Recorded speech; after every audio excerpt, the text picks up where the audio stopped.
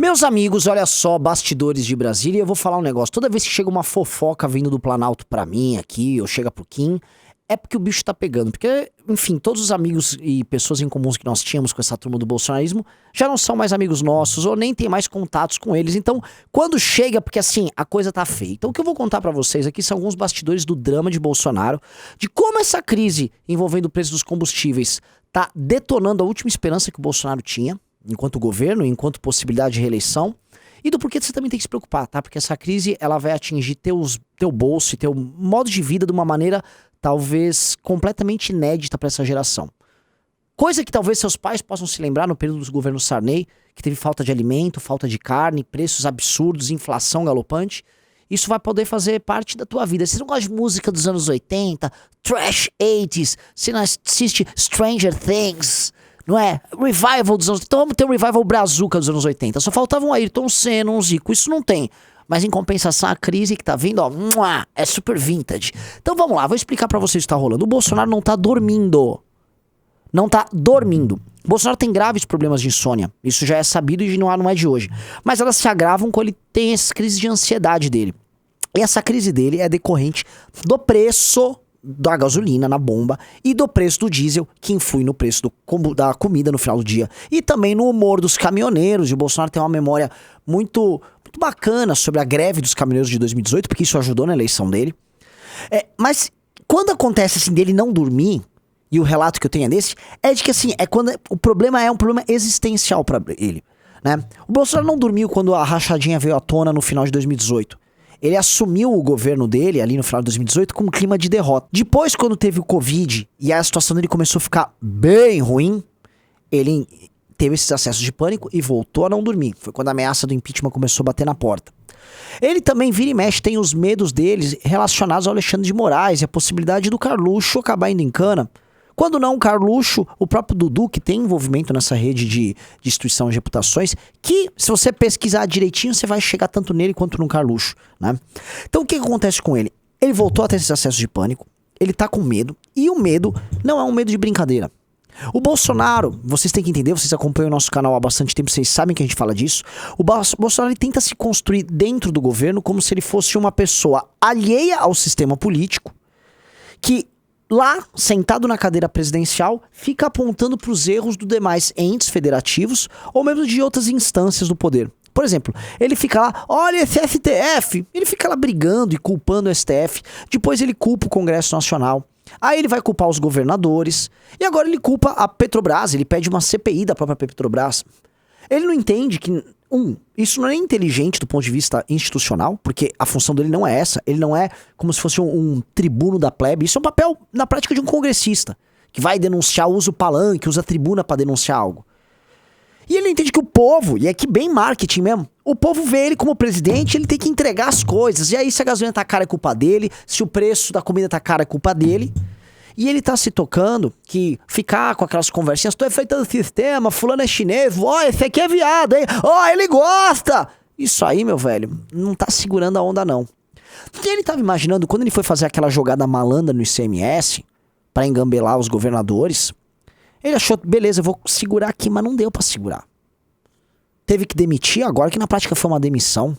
O presidente da Petrobras tá interferindo com o silêncio. Reparou? Aliás, faça o exercício. Procure os candidatos a deputado do Partido Novo se eles estão batendo nisso. Porque o candidato a deputado do Partido Novo sempre puxa saco, não só do Paulo Guedes, mas do próprio Bolsonaro. E eles querem levar uns votinhos do gado, aquele votinho que cai da mesa, que transborda do gado e cai ali na cestinha laranja deles. E na prática, dentro da direita, só o MBL que fala, porque o resto é um bando de covarde e vagabundo, né? Mas tá ali ele, nessa situação patética, de completa contradição com o discurso que elegeu ele, com aquela figura bizarra do Paulo Guedes andando pra lá e pra cá. E aí, em pânico, vendo que a gente vai ter uma crise que pode gerar até desabastecimento e uma escalada da inflação. Pra explicar isso, eu vou chamar o Cristiano Beraldo aqui, que não é que é a pessoa que manja mais disso no MBL, é talvez a pessoa que mais manja desse assunto no Brasil. Não só por ter trabalhado no setor, por conhecer profundamente o setor, mas ser uma pessoa que tem um raciocínio privilegiado no entendimento da relação entre economia e política, coisa que nem economistas nem políticos costumam ter. Isso é uma coisa muito rara. Então o Cristiano vai vir aqui, ele vai explicar a dimensão da crise, o tamanho da crise, como ela vai afetar vocês, e aí eu vou retornar com o meu insight final. Pessoal, o Renan deu uma pincelada aqui de como é que tá a situação no Brasil e eu acho que ele foi até econômico quando ele coloca a gravidade do que a gente está vivendo. A gente está realmente diante de um problema grave de abastecimento de diesel no Brasil. Isso porque a Petrobras ela não consegue abastecer o mercado brasileiro. Ela produz um volume importante, mas a diferença ela importa dos Estados Unidos, que é o fornecedor histórico de diesel para o Brasil. Acontece que hoje a gente vive essa realidade da guerra entre a Ucrânia e a Rússia. E a Rússia sofreu uma série de embargos e ela então, ao invés de fornecer diesel para a Europa, ela passou a fornecer diesel para a Índia e para a China. Com o mercado europeu desabastecido, e aí é importante você entender o seguinte, o diesel é essencial para o funcionamento da Europa, sobretudo por causa do inverno. Eles precisam do diesel para aquecer as casas, para manter a economia funcionando quando o frio é muito intenso. Os Estados Unidos, que está apoiando a Europa e apoiando a Ucrânia, ele então virou seu fornecimento de diesel para a Europa. E com isso, o diesel, primeiro, começou a ter seu preço internacional cada vez mais alto. E o Brasil foi perdendo acesso ao diesel produzido nos Estados Unidos. Hoje, a gente já tem uma diferença de preços do diesel importado para o diesel produzido aqui pela Petrobras de mais de R$1. Ou seja, cada litro que vem de fora gera um prejuízo para quem vende de mais de R$1. Então, nesse cenário, ninguém vai importar diesel e a Petrobras ela vai ter dificuldade de conseguir produto para abastecer o mercado. Como existe hoje a política de preço com paridade internacional, ou seja, a Petrobras ela transfere para o preço que ela vende da refinaria para os distribuidores todo o aumento de custo internacional, o diesel aqui no Brasil vai ficar cada vez mais caro. E aí tem um detalhe. Quando começa a faltar produto no mercado interno, essas distribuidoras e os próprios postos de gasolina, eles vão ter uma força para estabelecer o preço que eles quiserem. Porque a gente está diante de um risco dos caminhões pararem, da gente não conseguir simplesmente transportar a produção das indústrias até o mercado, a gente não vai ter alimentos, enfim, vamos criar um caos. E esse caos vai ter um reflexo muito forte na inflação, mas ele vai trazer todo o funcionamento da economia, as indústrias, tudo aquilo que precisa de logística para uma situação de paralisia. E aí o Brasil vai viver o seu grande drama com a população brasileira vendo a inflação subir, os juros tendo que subir para segurar o caos econômico, desemprego subindo, e aí como é que a gente vai sair desse buraco? É isso que está tirando o sono do Bolsonaro. Obrigado, Beraldão. E o lance é o seguinte, como vocês estão vendo aqui, é como se fosse um efeito em cascata, né? Porque isso vai influenciar outras cadeias, vai influenciar o preço das coisas. E a política, que é um termômetro muito vivo, porque é um termômetro que capta muito rápido esse tipo de tendência, já tá sacando o que tá acontecendo. O Bolsonaro, ele tem seus aliados e o Bolsonaro faz parte de outros projetos políticos que não o da candidatura dele. Candidatos a deputado federal nos mais diversos estados da nação, candidatos a governador, a senado, gente que vai fazer base pro Bolsonaro poder crescer, começa a fazer cálculo, começa a fazer a conta. E a quantidade de apoio e de divulgação que o Bolsonaro vai ter com essas figuras vai depender necessariamente do preço da comida e do preço do combustível. Porque isso já virou o tema central da eleição. O Bolsonaro não pode deixar que esse seja o tema, entendam isso. O Bolsonaro precisa que o tema seja ou um tema etéreo, tipo, olha só o comunismo, olha só, a família tá sendo destruída, porque aí fica num campo em que, enfim, você trabalha com ideias e não com coisas, com fatos. O Bolsonaro até gostaria de trabalhar, vamos dizer, com temas políticos, como por exemplo, questionar as urnas, questionar determinada legislação. Que coisa que ele arruma uma briga contra o sistema. Mas brigar com o preço na gôndola, brigar com o preço do mercado, brigar do preço do pão, da carne, isso é muito ruim.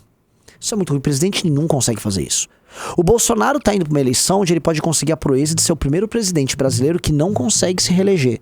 Desde o Fernando Henrique, 2008, que ele começou com essa coisa de reeleição, e as pessoas que concorreram à reeleição, seja o Lula, seja a Dilma depois, todos conseguiram. Se ele não conseguir, para a carreira política não só dele, mas para aquele bando de apaniguado vagabundo que virou deputado e que constrói sua carreira baseada na mediocridade, do puxa-saquismo, da falta de personalidade, da imitação farsesca, que é o que esses caras fazem, é o fim de uma era, tá? A questão é o preço que a gente vai pagar. Porque o que tá pintando aqui, o cenário que o Beraldo colocou, é um cenário terrível, é algo que vai perdurar para depois das eleições.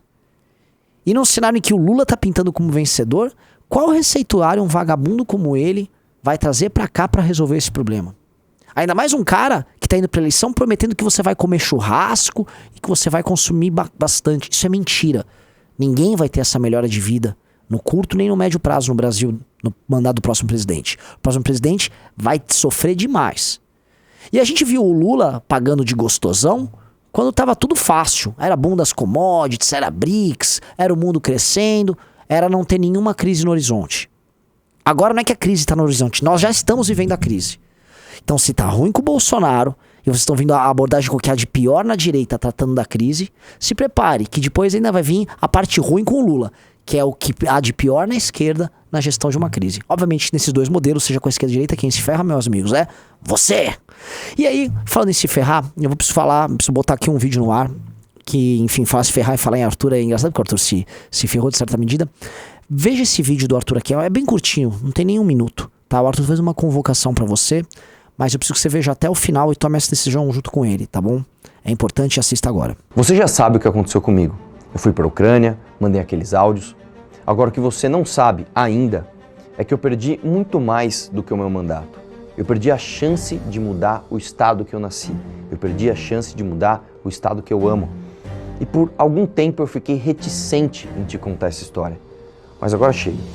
Eu vou abrir essa caixa preta que muitas vezes, né, os jornalistas, os intelectuais, os professores, os livros de história não te contam, não querem que você saiba.